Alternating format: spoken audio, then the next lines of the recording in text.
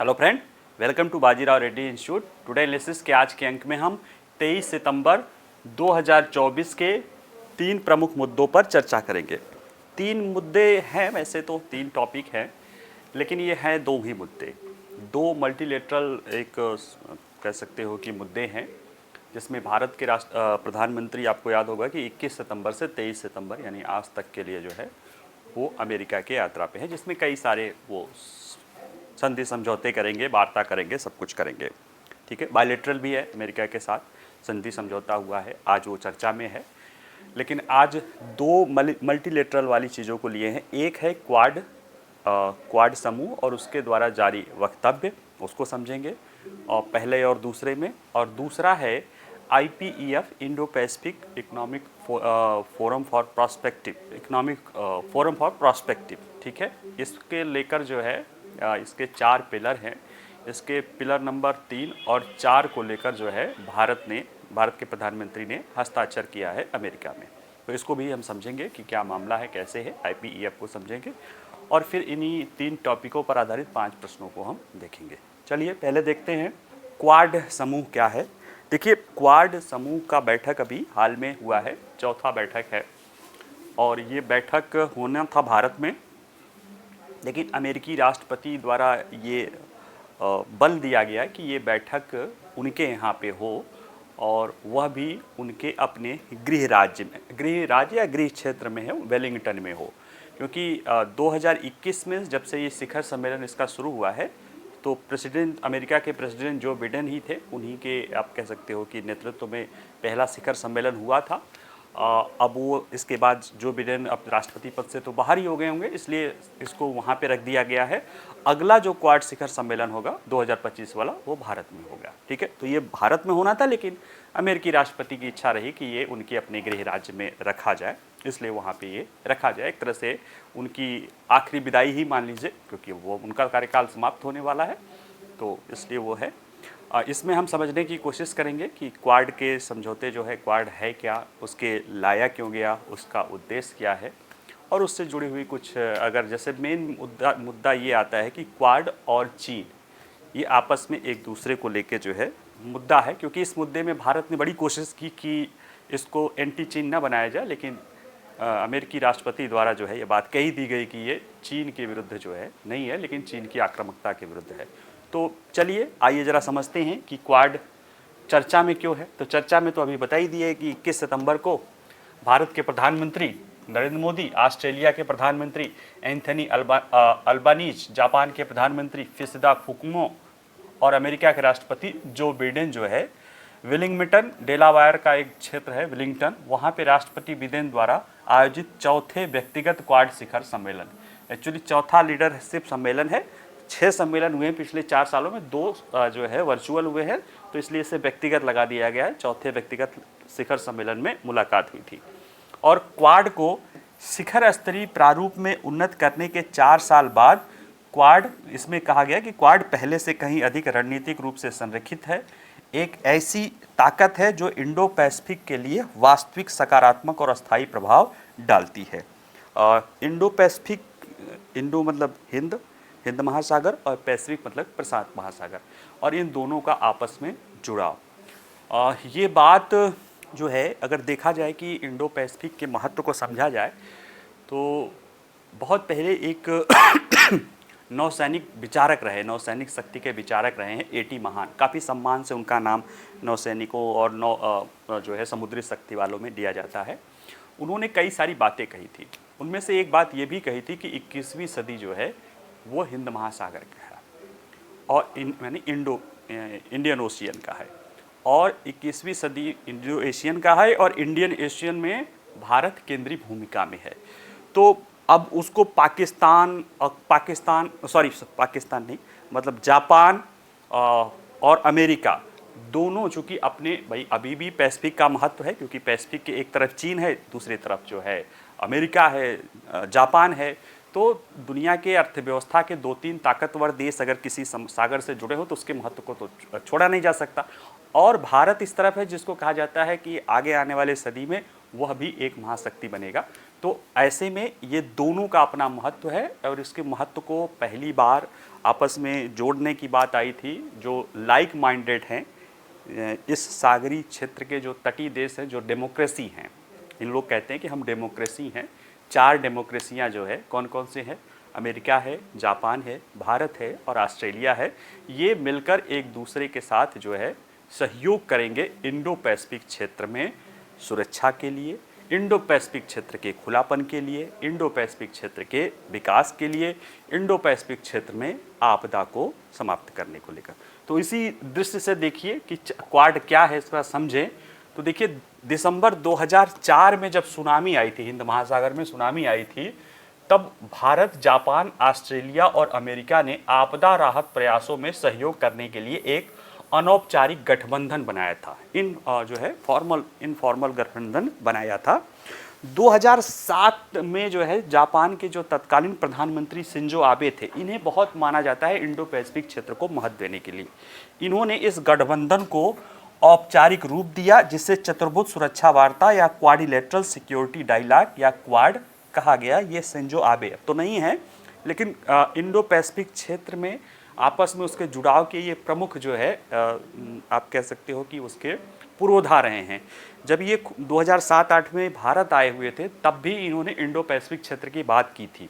लेकिन उस समय चूंकि भारत की जो सरकार थी या जो भारत था, वो चीन से अनावश्यक टकराव नहीं रखना चाहता था। अमेरिका भी चीन के काफ़ी करीब था। जापान और चीन का तो बहुत पुराना संबंध है, जैसे हमारा चीन का, वैसे जापान चीन का बहुत पुराना संबंध है। तो वो तो चीन जापान का तो चलो विरोधी था ही, लेकिन अमेरिका भी चीन को जो है मदद ही करता था। भारत भी चीन को जो है उसको लगता था कि उसका चीन का विरोध नहीं करना है, सहयोग ही करना है। और ये सारी चीज़ें, क्योंकि चीन उस तरह उस समय उतना आक्रामक था भी नहीं, और उसकी आक्रामकता तो दिखी है चीन शी जिनपिंग के बनने की बात। हालांकि वो अपनी आक्रामकता को छुपाए हुए था, क्योंकि अभी वो उभर रहा था। तो उसी दौर में 2007 में इन्होंने जो शिंजो आबे जी ने थे, इसको औपचारिक बात की थी। लेकिन चूंकि ये चीन के विरोध के रूप में देखा गया और सदस्यों के बीच में बहुमत नहीं था, क्योंकि मैंने जैसे बताया ना कि भारत के में भी इंडो पैसिफिक को लेकर कोई बात नहीं, क्योंकि लगता था कि ये चीन को घेरने की बात हो रही है और चीन इससे नाराज हो सकता है, और हमारा उसके साथ अच्छा संबंध था। अमेरिका का भी चीन के साथ अच्छा संबंध था, कोई टकराव के पहलू दिखाई नहीं दे रहे थे। तो इन सब चीज़ों में ये कोई बहुत आगे बढ़ा नहीं और ये जो है समाप्त हो गया। लेकिन पुनः जो है 2017 के बाद से चीज़ें फिर से बढ़ी, जब चीनी चुनौती शुरू हुई। हमारे यहाँ भी जो है डोकलाम हो चुका था, गलवान तो उसके बाद हुआ, डोकलाम का विरोध होना शुरू हो गया था। शी जिनपिंग की सत्ता आ गई थी। वो जो है वन रोड वन बेल्ट के तहत जो है वो अपने को एक पावर के रूप में, मिडिल पावर के रूप में अपने आप को स्थापित करने की तरफ आगे बढ़ रहे थे। वो अमेरिका की हेजमोनी को चुनौती दे रहे थे। जापान और आसपास पड़ोसियों के देशों के साथ टकराव था, भारत के साथ भी एग्रेशन दिखाई देने लगा था। ये सारी परिस्थितियां फिर हुई कि नहीं, चीन के विकल्प के रूप में कुछ सोचा जाए, खासतौर से इंडो पैसिफिक क्षेत्र में, क्योंकि इंडो पैसिफिक क्षेत्र में खासतौर से दक्षिणी चीन सागर को लेके जो है चीन की आक्रामक जो है बिहेवियर था, और वो उस पूरे क्षेत्र पे अपना कब्जा या 9 डैश लाइन के तहत वो कहता था कि पूरा हमारा है। और देखा जाए तो जो दक्षिणी चीन सागर है वर्तमान समय में, अगर कोई कहा जाता ना कि कोई एक पानी का एक क्षेत्र जो सबसे ज़्यादा महत्वपूर्ण है, तो वो दक्षिणी चीन सागर ही है। वर्तमान में 40% से ज़्यादा तेल का व्यापार उधर से होता है, 2/3 आसपास व्यापार होता है, तो वो बहुत महत्वपूर्ण था। और उस पर अगर कोई एक देश जो अपने एग्रेसिव बिहेवियर रख रहा है, उस पर अपना पूरा दावा कर रहा है, तो निश्चित रूप से ये एक चिंता का विषय था। ऐसे में ये लोगों को पुनः जो है हुआ, फिर धीरे धीरे चीज़ें बढ़ती गई, घटती गई। इसके बाद कोरोना आया, कोरोना के स्थिति भी देखा गया चीन ने और उस तरह की, और उसके बाद उसने जो सप्लाई चेन का किया, अपने मार्केट को बंद रखे, वो सारी चीज़ों ने कहीं ना कहीं प्रेरित किया। अंततः मार्च 2021 में क्वाड नेताओं ने जो है इसको शिखर सम्मेलन किया। इसके पहले विदेश मंत्री स्तर पर सम्मेलन चल रहा था 17 के बाद से ही, और उन्होंने कहा the spirit of the quad एक शीर्षक के नाम से एक संयुक्त बयान जारी किया। उसके बाद उसी साल जो है वाशिंगटन डीसी में अमेरिकी राष्ट्रपति जो बाइडेन के नेतृत्व में पहला क्वाड व्यक्तिगत क्वाड शिखर सम्मेलन हुआ। वर्चुअल हो चुका था, लेकिन पहला व्यक्तिगत क्वाड शिखर सम्मेलन हुआ था। और उसके बाद जो है बारी बारी से होना था, जिसका चौथा सम्मेलन जो है भारत में होना था। लेकिन चूंकि पहला वहाँ पे हुआ था और मैंने जैसे बताया कि जो बिडेन अब राष्ट्रपति पद के दावेदार भी नहीं हैं, तो उनका अपना इच्छा था कि उनके यहाँ पे हो। और वजह भी यही होगी कि उस समय अगर देखा जाए कि बाकी सारे तो उनके सहयोगी देश हैं, खासतौर से प्रधानमंत्री का जो है, भारत के प्रधानमंत्री की उनके गृह क्षेत्र में उपस्थिति होना निश्चित रूप से डेमोक्रेट को कुछ फ़ायदा पहुंचा सकता है भारतवंशियों को लेकर। भारत के प्रधानमंत्री ने भी अपने अपने गृह क्षेत्रों में बहुत सारे विदेशियों को लेकर गए थे, जो है ट्रंप को लेकर गए थे, जो है जो बिडेन को भी लेकर गए थे, शी जिनपिंग को कहीं और झूला झुलाए थे। तो चलता रहता है ये सारी चीज़ें। अगर इसके उद्देश्य को लेकर देखा जाए तो देखिए, क्वाड समूह के प्राथमिक उद्देश्यों में जो है वो है समुद्री सुरक्षा, जलवायु परिवर्तन के जोखिमों को संबोधित करना, क्षेत्र में निवेश के लिए एक पारिस्थितिकी तंत्र या इकोसिस्टम बनाना और तकनीकी नवाचार। ये 4 कुछ प्रमुख क्षेत्र हैं जिनके लिए क्वाड का जो है गठन हुआ था। मार्च 2021 में जब वर्चुअल सम्मेलन हुआ था, स्पिरिट ऑफ द क्वाड लिखा गया था, उसी दौरान जो है वाशिंगटन पोस्ट में क्वाड नेताओं ने एक संयुक्त जो है अपना इरादा या लेख लिखा था। उसमें उन्होंने बताया था कि क्वाड का उद्देश्य क्या है। देखिए, सुनामी के बाद से जलवायु परिवर्तन और अधिक, सुनामी मतलब 2004 की जो सुनामी आई थी, उसी समय पहली बार क्वाड ने सहयोग का एक अनौपचारिक गठन किया था। उसके बाद जो है जलवायु परिवर्तन और अधिक खतरनाक हो गया है, नई तकनीकों ने हमारे दैनिक जीवन में क्रांति ला दी है, भू राजनीति और भी जटिल हो गई है और एक महामारी ने दुनिया को तबाह कर दिया। यानी ये कोविड-19 की बात हो रही है 2021 में कि ये सारी चीज़ें हमारे सामने हो गई है। इन पृष्ठभूमि में हम एक ऐसे हिंद प्रशांत क्षेत्र के लिए साझा दृष्टिकोण के लिए फिर से प्रतिबद्ध हैं जो स्वतंत्र हो, खुला हो, लचीला हो और समावेशी हो। यानी कि एक ऐसा इंडो पैसिफिक क्षेत्र हो जो फ्री हो, यानी कोई उस पर दावा न करे, ओपन हो, सभी के लिए हो, आवागमन नेविगेशन खुला हो, साइलेंट हो, यानी कि जो जलवायु परिवर्तन या आपदाओं से वो मजबूत हो और समावेशी हो, सबके विकास को उसमें शामिल करता हो। और इसके लिए इंडो पैसिफिक सुलभ और गतिशील हो, अंतर्राष्ट्रीय कानून और आधारभूत सिद्धांतों जैसे नेविगेशन की स्वतंत्रता, विवादों के शांतिपूर्ण समाधान द्वारा शासित हो और सभी देश बिना किसी दबाव के अपने राजनीतिक विकल्प चुनने में सक्षम हो सकें, इसकी पहलू की बात करती है। यानी मोटे तौर पे यह हिंद महासागर क्षेत्र को स्वतंत्र, खुला, लचीला और समावेशी बनाना चाहता है। और इसको और दृष्टि से देखेंगे तो कहीं ना कहीं जो चीन की चुनौती है इंडो पैसिफिक क्षेत्र में, चीन की चुनौती, जलवायु परिवर्तन की चुनौती, इन दोनों चुनौतियों को और उसके साथ साथ आपदा प्रबंधन की चुनौती, इन दोनों चुनौतियों के मोटे तौर पे ये 2 चुनौतियां हैं जो इनके सामने हैं और इसको लेकर ये 4 लक्ष्य लेकर चल रहे हैं। अब ये है ही है तो क्वाड और चीन का विरोध, क्योंकि कई लोग ये कह रहे हैं कि क्वाड देशों में आपस में जो ताकतें चाहे जो कहे, लेकिन जोड़ने वाला जो कारण है वो कहीं ना कहीं चीन है। जैसे अमेरिका चीन का, भले वो व्यापार सबसे ज़्यादा उसके साथ हो रहा हो, लेकिन कहीं ना कहीं टकराव है। अमेरिका को चीन से भय लगता है या उसको अपना प्रतिद्वंदी मानता है और उसको काउंटर करने की कोशिश करता है। जापान के अपने ऐतिहासिक संबंध रहे हैं और अभी तो देख ही रहे हैं, रोज़ वो है चीन उत्तर कोरिया को उकसा देता है और वो कोई ना कोई न्यूक्लियर मिसाइल फोड़ता रहता है और वो जापान को एक तरह से धमकी के रूप में देखता है। ऑस्ट्रेलिया की भी स्थिति वैसे ही है। ऑस्ट्रेलिया चीन का सहयोगी, अमेरिका का सहयोगी ही है और उसको भी चीन के खतरे का सामना जो है उसको लगता है कि पैसिफिक में जो इंडो पैसिफिक क्षेत्र में जो उसकी क्षेत्र है उससे कहीं ना कहीं ऑस्ट्रेलिया भी उतना है। और भारत का तो आप देख ही रहे हैं कि हमारा और चीन का तो घोषित युद्ध ही हो चुका है, सीमा विवाद चल ही रहा है। हालांकि अब उस पर वो पानी डालने की कोशिश कर रहा है इन्हीं सब मुद्दों को लेके। तो ऐसे में इसे ये माना जा रहा है कि कहीं न कहीं यह चीन के उदय और उसके जो साथ जो अन्य सहयोगी देश हैं उनकी आपस में जो प्रतिबद्धता है उसको लेकर है। और चीन के विदेश मंत्री ने क्वाड को कहा था 2018 में कि ये सुर्खियों बटोरने वाला है और यह एशिया में के देशों के बीच कलह को बढ़ावा देने वाला है। ठीक है, और कहीं ना कहीं चीन जो है क्वाड के अस्तित्व को उसको घेरने वाला, क्योंकि अगर आप उसके देखेंगे तो एक तरफ यहाँ पे ये चीन है, अगर आप ये देखिए कि ऐसे चीन है, यहाँ पे जापान है, यहाँ पे भारत है, इंडिया, यहाँ पे जापान, यहाँ पे ऑस्ट्रेलिया है और यहाँ पे अमेरिका है। ये ऐसे 4 देश हैं और कहीं ना कहीं उसको लग रहा है कि पूरे उसको 4 इंडो से लेके पैसिफिक क्षेत्र तक जो है वह चीन को घेरने की कोशिश कर रहे हैं। ठीक है, तो ये एक बात है। आइए ज़रा सा देखते हैं इसी का चौथा शिखर सम्मेलन हुआ है उस पर संयुक्त वक्तव्य जारी किया गया, बहुत डिटेल में है। उसमें से कुछ खास चीज़ों को हम समझने और उसको पकड़ने की कोशिश करते हैं। इसकी भूमिका तो अभी पहले वाले में ही बता दी है, तो आइए ज़रा देखते हैं कि ये जो बात कही गई है ये वक्तव्य, उसमें कहा गया है अच्छाई के लिए एक ताकत है। यानी जो क्वाड है वह वैश्विक गुड या ग्लोबल गुड या कॉमन गुड के लिए एक वैश्विक ताकत है। इसका उद्देश्य क्या है? अच्छाई, गुड, सामान्य गुड, ये नहीं कि किसी देश के विरुद्ध में है, ऐसा शब्दों में कहा गया है। आइए ज़रा देखते हैं।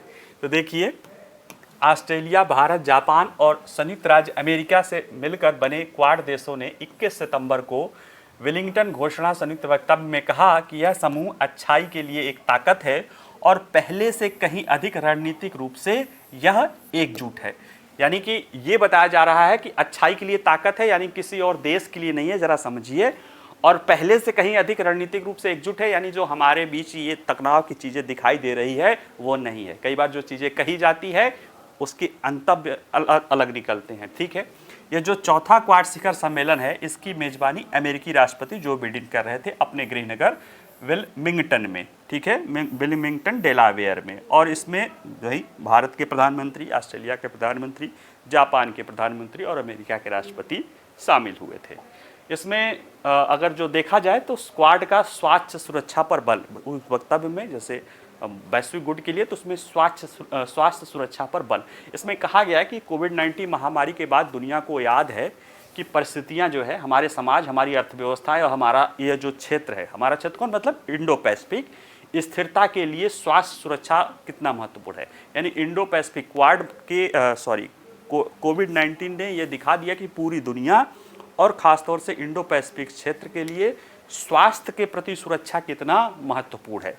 उन्होंने बताया कि 2021 और 2022 में क्वाड ने इंडो पैसिफिक देशों को 400 मिलियन से अधिक सुरक्षित और प्रभावी कोविड-19 वैक्सीन दिया था। 400 मिलियन मतलब 40 करोड़, और पूरे दुनिया भर में जो है 800 मिलियन जो है टीके जो है इन क्वाड देशों ने, यानी भारत, जापान, ऑस्ट्रेलिया और अमेरिका ने दिया था। ये बात इन्होंने बताई थी कि हमने कोविड-19 के समय ऐसा किया था। और अगर अभी देखा जाए तो एमपॉक्स जो चल रहा है, एमपॉक्स यानी मंकी पॉक्स, ये एक स्मॉल पॉक्स का ही एक रूप है जिसके दो क्लैड हैं, क्लैड 1 और क्लैड 2। तो उन दोनों के लिए जो है प्रकोप से सुरक्षित रखने के लिए क्वाड ने अपने इस वक्तव्य में घोषणा की है कि हम उसको करेंगे और हम कोशिश कर रहे हैं कि सुरक्षित, प्रभावी और गुणवत्तापूर्ण एमपॉक्स के टीके जो है वो सभी देशों, खासतौर से निम्न और जो है मध्यम आय के जो वर्ग के देश हैं उनके पास उपस्थित रूप से पहुंचा जाए। क्योंकि देखा भी गया है कि क्वाड एमपॉक्स के बढ़ने में अफ्रीका में महत्वपूर्ण भूमिका निभाई, क्योंकि ये टीके जो हैं $70 से $80 के आसपास है, जो किसी भी अफ्रीकी देश के लिए संभव नहीं है और उस तरह से सहयोग जो होना चाहिए वो नहीं हो रहा है। तो अभी भारत के सीरम इंस्टीट्यूट ने कहा है कि वो इस साल के अंत तक उसके पास बन जाएगा, तो उम्मीद है सस्ते टीके उपलब्ध हो जाएंगे और अमेरिका आदि भी सहयोग करके एमपॉक्स के भी टीके दिलाएगा। इसके साथ ही एक प्रमुख जो पहल शुरू हुई है जिसको नोटेबल है वह है क्वाड कैंसर मूनशॉट। यह एक क्वाड की एक पहल है जो इंडो पैसिफिक क्षेत्र कैंसर से जीवन बचाने के लिए एक अभूतपूर्व साझेदारी है। इस क्षेत्र में कैंसर से निपटने के लिए सामूहिक निवेश किया जाएगा। वैज्ञानिक और चिकित्सा क्षमताओं, निजी और गैर लाभकारी क्षेत्रों से योगदान के साथ क्वाड कैंसर के बोझ को कम करने के लिए भागीदार देशों के साथ सहयोग करेगा। क्वाड का कैंसर मूनशॉट, और इस जो क्वाड कैंसर मूनशॉट है इसमें सबसे पहले जो देखा जाएगा वो सर्वाइकल कैंसर या गर्भविवाह का कैंसर, ये HPV जो है वायरस होता है उससे होता है। बच्चियों में शुरू में वायरस अफेक्टेड हो जाता है, महिलाओं को ज़्यादा होता है, और ये ऐसा कैंसर है जिसको बचाया जा सकता है, जिससे बचा जा सकता है अगर आप वैक्सीन आदि इसको समय पे बच्चियों के 8 साल से लेकर 13 साल की बच्चियों को, वैसे 9 से 13 है लेकिन अगर 8 साल से भी लग के 13 साल 2-3 डोज दे दिया जाए तो सर्वाइकल कैंसर का समस्या दूर हो जाएगी। भारत ने भी कई सारे अपने व्यक्तिगत local cervical cancer vaccine develop कर लिया है। तो ये है कि इस पे पहले ध्यान दिया जाएगा, इसके बाद बाकी और जो कैंसर के रूप हैं उनको देखा जाएगा। और क्वाड के वैज्ञानिकों और विशेषज्ञों का आकलन है कि क्वाड कैंसर मूनशॉट को अपनाने से इस पूरे क्षेत्र में, इंडो पैसिफिक पूरे, सिर्फ 4 देशों में नहीं, इंडो पैसिफिक पूरे क्षेत्र में हजारों लाखों लोगों की जान कैंसर से बचाई जा सकती है। तो एक बेहतरीन ये उदाहरण है स्वास्थ्य के क्षेत्र में। अगला जो है वो है कि मानवीय सहायता और आपदा राहत को लेकर जो पहल की जा रही है। तो देखिए, इन लोगों ने कहा था कि 2004 में जब हिंद महासागर में भूकंप और सुनामी आई थी, उसके बाद से ही अगर क्वाड का जो अनौपचारिक रूप देखा गया वो उसी समय देखा गया था। उसके बाद से भी कई सारी प्राकृतिक आपदाओं के कारण चुनौतियां बढ़ गई, खासतौर से ग्लोबल वार्मिंग के कारण। ऐसे में 2022 में क्वाड ने इंडो पैसिफिक में मानवीय सहायता और आपदा राहत पर क्वाड पार्टनरशिप या SDAR की स्थापना की थी और इसके लिए दिशा निर्देश हस्ताक्षर किया था। यह जो है SDAR HADR क्वाड देशों को प्राकृतिक आपदाओं का सामना करने में तेजी से समन्वय करने में सक्षम बनाता। जैसे इसमें उदाहरण बताए गए हैं कि अभी कहाँ पे एक है छोटा सा देश है, वहाँ पे लैंडस्लाइड आया था, $10 मिलियन की वहाँ पे मदद दी गई है। फिलीपींस में अभी एक टाइफून एगी था, वहाँ पे मदद दी गई है। तो ये ऐसा नहीं कि ये 4 देशों के लिए ही है, ये 4 देशों का ये HADR है जो उस पूरे क्षेत्र के देशों को उनके प्राकृतिक आपदाओं से होने वाले नुकसान में मदद करते हैं। ठीक है, इसी तरह से समुद्री सुरक्षा के क्षेत्र में पहल है। 2022 में क्वाड ने यानी इस क्षेत्र के भागीदारों ने लगभग रियल टाइम एकीकृत और लागत प्रभावी समुद्री डोमेन जागरूकता जानकारी प्रदान की थी और इसके लिए इंडो पैसिफिक भागीदारी IPMDA की घोषणा की थी। समुद्री डोमेन जागरूकता के लिए इंडो पैसिफिक भागीदारी की घोषणा की थी और इसके जरिए क्वाड ने 2 दर्जन से अधिक देशों को डार्क वेसल समुद्री डोमेन जागरूकता, यानी ऐसे वेसल जिनकी जानकारी भी नहीं है, यानी आप उसको कह सकते हो कि अवैध गतिविधियों वाले जो वेसल्स होते हैं, एक तो वो होते हैं, एक वाइट होते हैं जो आप उसको कह सकते हो कि जो व्यापार आदि करते हैं, फिर नौसेना का होता है, कुछ ऐसे वेसल्स होते हैं, यानी ऐसी गतिविधियां जो कि अवैध गतिविधियां की जाती हैं, उनके बारे में भी जो है 2 दर्जन यानी 24 से ज़्यादा अधिक देशों को क्वाड ने जानकारी प्रयोग की, जो कि उन क्षेत्र में अवैध गतिविधियों को अपने एक्सक्लूसिव इकोनॉमिक जोन में अवैध गतिविधियों को रोकने में मदद कर सकती है। इसके अतिरिक्त जो है इंडो पैसिफिक में प्रशिक्षण के लिए समुद्री पहल मैत्री, हमारा एक मैत्री वहाँ पे भी है, अंटार्कटिका में है, लेकिन ये मैत्री के नाम से जो है इंडो पैसिफिक में प्रशिक्षण के लिए समुद्री पहल जो है समुद्री क्षेत्र में प्रशिक्षण के लिए पहल की घोषणा की गई है। इसमें क्वाड के सहयोगी देश IPMDA जो इसके पहले है और अन्य क्वाड पहलों के माध्यम से जो इस क्षेत्र के देश हैं उनको समुद्री प्रशिक्षण देंगे और इसका जो पहला प्रशिक्षण पहल होगा वो 2025 में भारत द्वारा किया जाएगा। ठीक है, quad Indo Pacific logistic network, एक ये भी पहल शुरू की गई है कि क्वाड क्षेत्र में इंडो पैसिफिक क्षेत्र में ये जो quad Indo Pacific logistic network, ये जो है क्वाड देशों के बीच साझा एयरलिफ्ट क्षमता को बढ़ावा दिया जाएगा, जिससे इस क्षेत्र में प्राकृतिक आपदाओं के लिए नागरिक प्रतिक्रिया का अधिक तेजी से और कुशलता से समर्थन किया जा सके। ये लॉजिस्टिक के क्षेत्र में है। इसके अतिरिक्त महत्वपूर्ण और उभरती हुई प्रौद्योगिकियों में सहयोग पे बात की गई है। इसमें अगर देखा जाए तो पिछले साल एक ओपन रेडियो एक्सेस नेटवर्क किया गया था, उसको लेकर तमाम तरह की इसमें बातें की गई हैं। इस बार जो है सेमीकंडक्टर आपूर्ति श्रृंखला पर सहयोग करने पर बात हुई है, जो कम से कम भारत के लिए ज़्यादा महत्वपूर्ण है, क्योंकि सेमीकंडक्टर को देखा जाए तो देखा जाए मोटे तौर पे तो चीन और ताइवान का ही कब्जा है और भारत चाह रहा है कि वो इसके आपूर्ति श्रृंखला वो हमारे यहाँ पे आए। तो इसमें बात बनी है।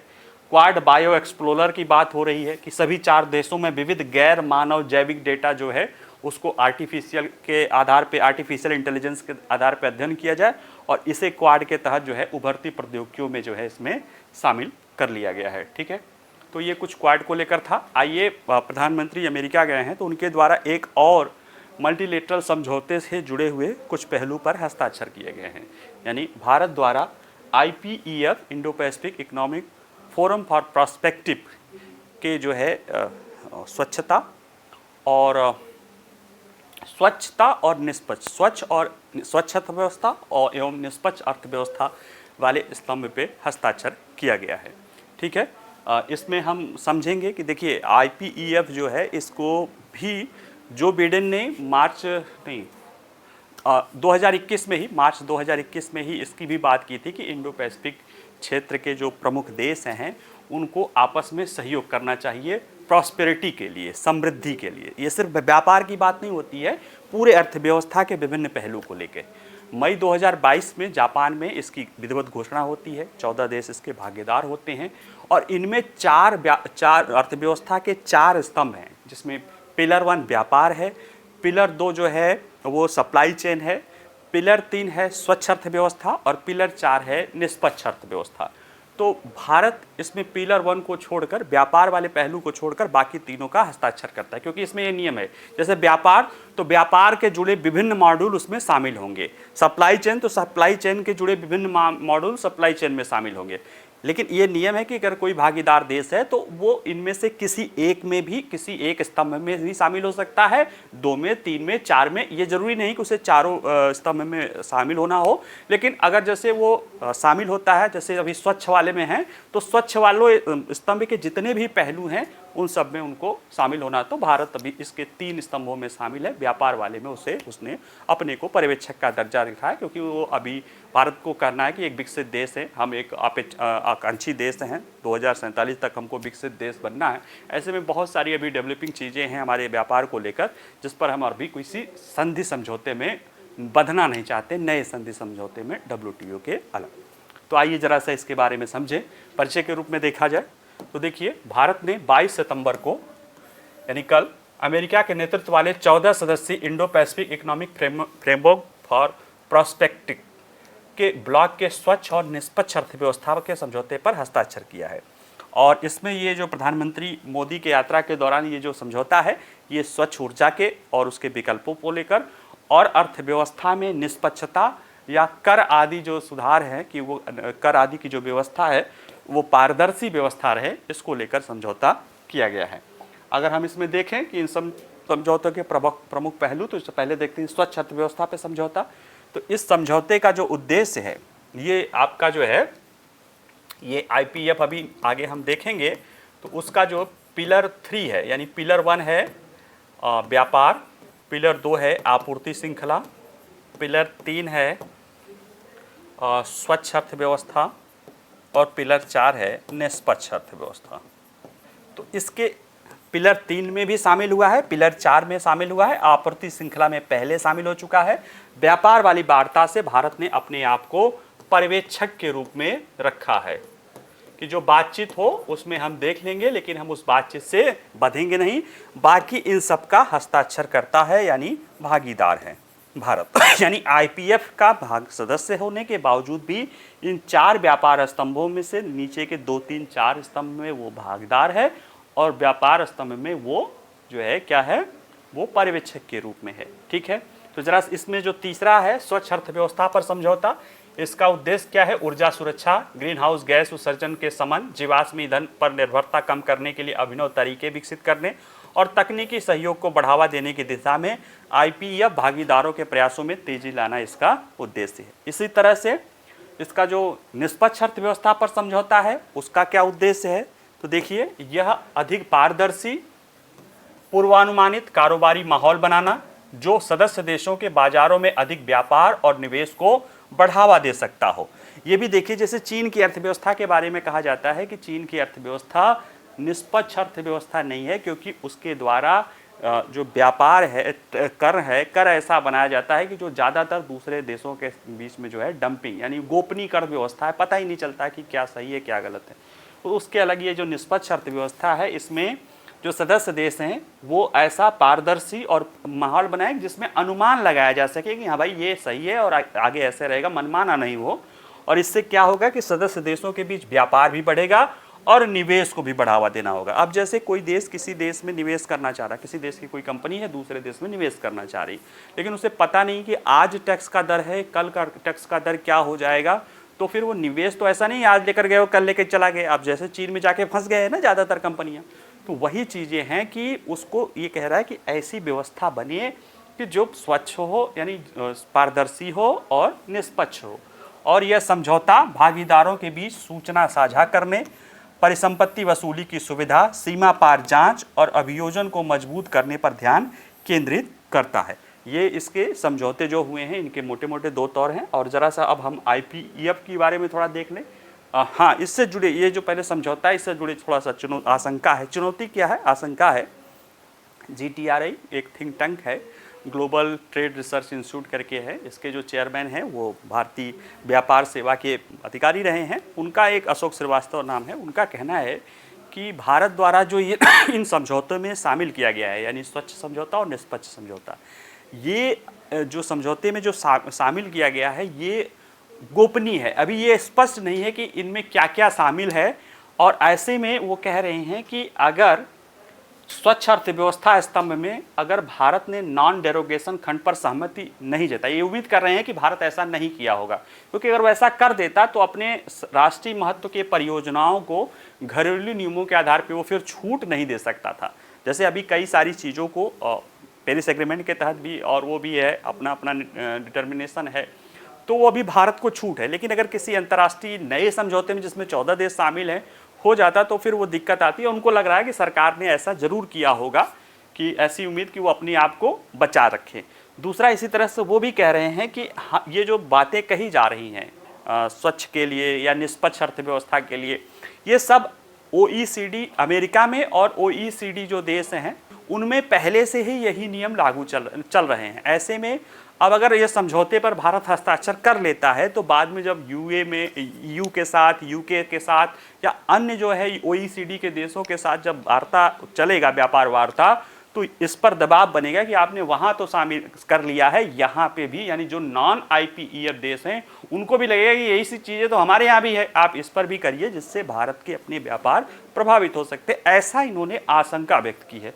अब क्या है, जब तक समझौते आए नहीं जाते तब तक, चूंकि हम ये मान सकते हैं कि भारत ने व्यापार वाले प्रतिबंध जो है स्तंभ में नहीं किया, क्योंकि उससे अपने व्यापार को, तो हम ये भी मान सकते हैं कि ऐसे किसी भी समझौते में शामिल नहीं हुआ होगा जो भारत को लेकर जो है कहते हैं ना नॉन डेरोगेशन हो, यानी कि ऐसा जो बाद में अन्य समझौ अपनी जो स्थिति है उसको खराब कर सके। ठीक है, Indo Pacific economic framework for prosperity, इसके अगर देखें तो इसकी पृष्ठभूमि जो है अमेरिकी राष्ट्रपति द्वारा जो बिडेन ने पहली बार अक्टूबर 2021 में पूर्वी एशिया शिखर सम्मेलन जो हुआ था उसमें ये बारे में बात की गई थी। मई 2022 में टोक्यो में इसको लॉन्च किया गया और इसके 14 सदस्य भागीदार देश हैं। इसका उद्देश्य जो है क्षेत्र में विकास, शांति, समृद्धि को आगे बढ़ाने के लिए सदस्य देशों के बीच आर्थिक जुड़ाव को मजबूत करना है। ये एक तरह से 4 स्तंभ लेकर चलता है। इसमें व्यापार है, आपूर्ति श्रृंखला है, स्वच्छ अर्थव्यवस्था है, निष्पक्ष अर्थव्यवस्था है। व्यापार से जुड़े विभिन्न सारे पहलू होंगे, आपूर्ति श्रृंखला से जुड़े विभिन्न पहलू होंगे, स्वच्छ अर्थव्यवस्था से जुड़े विभिन्न पहलू होंगे, निष्पक्ष अर्थव्यवस्था से विभिन्न पहलू होंगे। अब जो सदस्य देश हैं उनको इसमें से किसी 1, 2, 3 या 4 या सभी में, कोई जरूरी नहीं कि चारों में करो, वो किसी एक में भी कर सकते हैं, 2 में भी कर सकते हैं, 3 में भी कर सकते हैं, 4 में भी कर सकते हैं। लेकिन अब अगर किसी एक स्तंभ में, अगर एक मॉड्यूल में कर दिया तो उस मॉड्यूल से जुड़े हुए सारे सिद्धांतों या सारे उसके जो पहलू हैं उन पर उनको सहमत होना पड़ेगा, ऐसी चीज़ है। इसके बारे में अगर थोड़ा सा इसके महत्व को देख लें तो देखिए, IPEF जो ब्लॉक है ये 14 देशों का है और विश्व के सकल घरेलू उत्पाद का लगभग 40% और वस्तुओं और सेवाओं के विश्व व्यापार का लगभग 28% हिस्से का जो है ये प्रतिनिधित्व करता है। उसमें आप देख ही रहे हैं, जापान है, अमेरिका है, भारत है, तो इस तरह के जो देश हो जाएं, इतना मिला दो तो अपने आप वैसे ही ज़्यादा हो जाता है।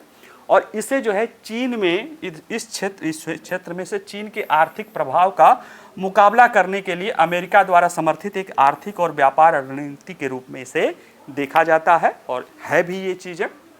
और भारत चाह रहा है कि IPEF के तहत उसके पास सप्लाई चेन आए, चीन से सप्लाई चेन उसके पास आए, ताकि वो अपना एक जो नेक्स्ट लेवल विकास करना चाह रहा है उसको वो आगे बढ़ा सके। ठीक है, आइए चलिए अब क्वेश्चन को देख लेते हैं। तो देखिए, पहला है, चर्चा में रहे क्वाड समूह के संदर्भ में निम्नलिखित कथनों पर विचार कीजिए। जापान के तत्कालीन प्रधानमंत्री शिंजो आबे ने 2007 में इस गठबंधन को औपचारिक रूप दिया था, जिसे चतुर्भुज सुरक्षा वार्ता या क्वाड कहा जाता है। ठीक है, हालांकि इसके नए अवतार की पहली व्यक्तिगत शिखर बैठक का आयोजन 2021 में टोक्यो में किया गया था। टोक्यो में नहीं किया गया था, अमेरिका के वाशिंगटन DC में किया गया था, इसलिए स्टेटमेंट 2 गलत है, 1 सही है, इसलिए आंसर केवल 1 है। दूसरा है, हाल ही में अमेरिका में आयोजित चौथे क्वाड शिखर सम्मेलन के दौरान क्वाड कैंसर मूनशॉट की घोषणा की गई है। इसके तहत शुरुआत में किस कैंसर से निपटने पर ध्यान केंद्रित किया जाएगा, साथ ही कैंसर के अन्य रूपों से निपटने के लिए आधार तैयार किया जाएगा। तो लिम्फोमा है, ये ब्लड कैंसर है, मेलानोमा त्वचा है, अग्नाशय का कैंसर है, सर्वाइकल कैंसर है। तो सर्वाइकल कैंसर चूंकि इसका इलाज, इसको प्रिवेंटिव बचाया जा सकता है, तो इसी से शुरुआत किया जाएगा और बाकी अन्य कैंसर के रूपों पर भी जो है बल दिया जाएगा। तीसरा प्रश्न है कि चर्चा में रहे quad Indo Pacific logistic network के संदर्भ में निम्नलिखित कथनों पर विचार कीजिए। यह एक पायलट प्रोजेक्ट है जो क्वाड देशों के बीच साझा एयरलिफ्ट क्षमता को बढ़ावा दिया जाएगा, बिल्कुल दिया जाएगा, ये सही है। और यह क्वाड क्षेत्र में प्राकृतिक आपदाओं के लिए नागरिक प्रतिक्रिया पर अधिक तेजी से और कुशलता से समर्थन करने के लिए लाया गया है। तो दोनों सही स्टेटमेंट है, आंसर इसका सी है। चौथा है चर्चा में रहे Indo Pacific economic framework for prosperity की स्थापना कब की गई थी। तो ये मई 2022 में की गई थी, सिंपल सा आंसर है इसका। चर्चा में रहे IPEF से संबंधित व्यापार स्तंभों के संदर्भ में निम्नलिखित कथनों पर विचार कीजिए। इसमें अर्थव्यवस्था के विभिन्न पहलुओं को कवर करने वाले 4 स्तंभ शामिल हैं, बिल्कुल ठीक है। इसमें सहयोगी देशों को सभी 4 स्तंभों में भाग लेने की आवश्यकता है, ऐसा नहीं है, वो किसी भी एक में, 1 से लेकर 4 तक किसी भी स्तंभ में भाग ले सकते हैं। हाँ, अगर वो किसी स्तंभ में भाग लेते हैं तो उसके सभी पहलुओं पर फिर उन्हें मानना पड़ता है। इसलिए इसका आंसर इसका स्टेटमेंट 1 सही है, 2 गलत है, और इस तरह से इसका आंसर ए होगा। ठीक है, चलिए आज के लिए इतना ही। बाकी आप लोग जो है पढ़ते रहिएगा। वीडियो पसंद आए तो लाइक करिए, शेयर करिए। कोई चीज़ और भी पूछना है तो आप पूछ सकते हैं। बाकी मस्त रहिए, पढ़ते रहिए। नमस्कार, धन्यवाद।